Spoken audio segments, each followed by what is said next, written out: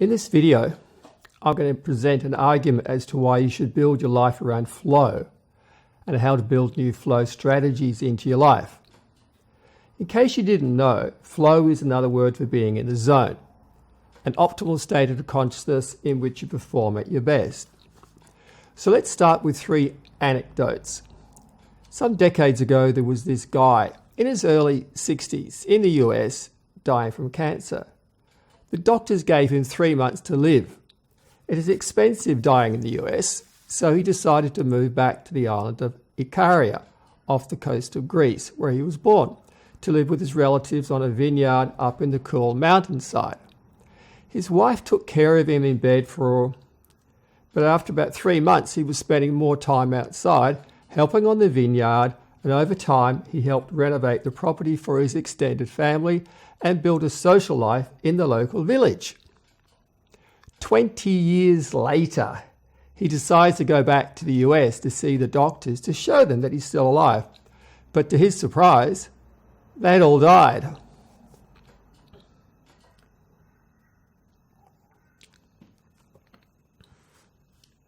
The second story is back in 1984, during the AIDS epidemic. An American man is dying from AIDS, so he sells up and moves to Nepal. About 3 weeks later, his blood profiles were normal, and he attributed his healing to the consumption of coconut water. But diet is only one factor amongst a radical change in life's mission, lifestyle, and environment. And then there is Steven Kotler, author of The Rise of Superman. The story that he tells is that he is lying in bed, seriously ill with Lymes disease. He is contemplating suicide, but his girlfriend drags him out of bed and takes him to the beach with some of his surfer friends. They help him down to the water and give him a longboard to ride. He knows how to surf, and when a small wave comes along, he catches the wave and jumps onto the board. And to his surprise, he experiences a profound no-mind state. This is something that he has never experienced before, and he is not a meditator or a New Age type person, so he's really intrigued. Anyway, his friends take him back home, and his girlfriend feeds him in bed for a couple of weeks until he's strong enough to go surfing once again. Anyway, after about 6 months, his health has returned to about 80% of normal. He then begins his research into flow states. So we have 3 different stories, and the challenge is to map out the key factors that contributed to the incredible improvement in health, healing, and longevity.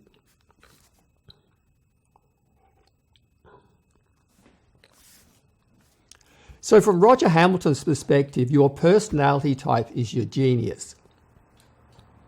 So you need to learn as much as you can about personality type and NLP and meta programs. Then you need to get clear on your passions and interests and give yourself permission to spend time developing your passions and interests. Then you need to put yourself in an environment in which you flourish. And then you need to understand your values hierarchy and what motivates you. Then you take all that and do an NLP future selfing exercise. You map out your present state and your desired outcome, and using question statements and commands, you map out the steps and stages that will get you from the present state to the desired outcome. Once you are clear about what you want to do, then you can focus in on one task, and you set your intention, which drives your attention onto the task at hand, such that you can focus in and concentrate. Then the front of the brain quietens down, the critical voice disappears, and you are plunged into the eternal now of flow. You are in the zone. This is the space that mystics talk about. Anyway, Steven Kotler gives the flow process 4 stages. Everything starts with a struggle. You set a stretch goal, push yourself a bit, and take a break. This is the relax and let go phase. So you take a shower, go for a walk, grab a cup of coffee, or tidy your office, and then you get back into the activity and you find yourself in flow. The learning consolidation phase occurs during deep sleep, which is why it's important to have a regular routine for meals and bedtime. So if you want to build your life around flow and reap the benefits, then make a list of the activities that you enjoy. Make a list of the activities that you find challenging but you enjoy the most. Make a list of the activities that if you could partake in that activity, it will give you immense pleasure and satisfaction. Make a list of the activities that you have to do, like cleaning and admin stuff. And make a list of times in the day where you find it hard to get started or get into an activity. Make a note of how you feel in each of the above. So what do you think blocks you from taking action? Is there an image in mind, something you say to yourself, or a feeling? And what do you think motivates you to take action? Is there an image in mind, something you say to yourself, or a feeling? And what strategies do you use to get through the struggle phase and get into flow? For example, do you check your phone and your email, go onto social media, have something to eat or drink, have a smoke, talk to a friend? Or do you do something a bit more constructive and physically tidy your workspace and put things in order in preparation for doing the activity that needs to be done? So, at the end of the day, if you want to say to yourself, I had a great day, this was one of the best days of my life ever, then you need to build your life around flow. Now, at this point, I need to give you a sidebar. If you find it hard getting started, also known as procrastination, then pay attention to what you say to yourself. Some people may check the clock and think to themselves that they don't really have enough time to get into the activity, so they put it off, waiting for when they do have enough time.